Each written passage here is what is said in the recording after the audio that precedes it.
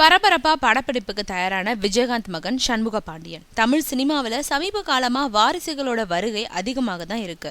பிரபு மகன் விக்ரம் பிரபு, கார்த்திக் மகன் கௌதம் ஆகியோர்களை தொடர்ந்து அடுத்து வந்திருக்கிறவர் கேப்டன் விஜயகாந்தோட மகன் சண்முக பாண்டியன்.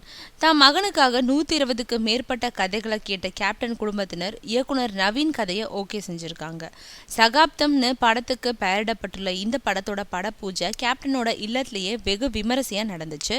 மேலும் சண்முக பாண்டியன் அன்னைக்கு பட பூஜையில ஏராளமான திரையுலகினரும் பங்கேற்று வாழ்த்தினாங்க. இந்த படத்தோட கதை ஒரு புதுமுகத்துக்கான குடும்பம், காதல், சென்டிமெண்ட்னு அத்தனை அம்சங்களையும் கொண்டு இருக்கான். வல்லரசு படத்துல இணை இயக்குனரா பணியாற்றிய சந்தோஷ்குமார் இந்த படம் மூலம் இயக்குனர் ஆறாரு. விரைவில் படப்பிடிப்பு தொடங்க இருக்கும் நிலையில இன்னும் ஹீரோயின் தேடல் தொடர்ந்துகிட்டே தான் இருக்கு. மார்ச் மாசம் முதல் படப்பிடிப்பு தொடங்குது. காரைக்குடியில 50 நாட்கள், மலேசியாவில் 50 நாட்கள்னு படப்பிடிப்பு நடத்த திட்டமிட்டு இருக்காங்க.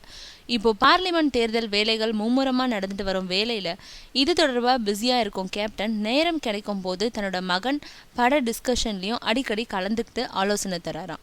படத்தோட கிளைமேக்ஸ் பக்காவா பேசப்படுமா? சினிமாவில் ஹீரோவாக வேண்டும்ன்றதுக்காகவே 85 கிலோவா இருந்த எடைய 65 கிலோவா குறைச்சு 6.4 அடியில எல்லாரையும் வியப்பா அண்ணாந்து பார்க்க வைக்கிறாரா சண்முக பாண்டியன்.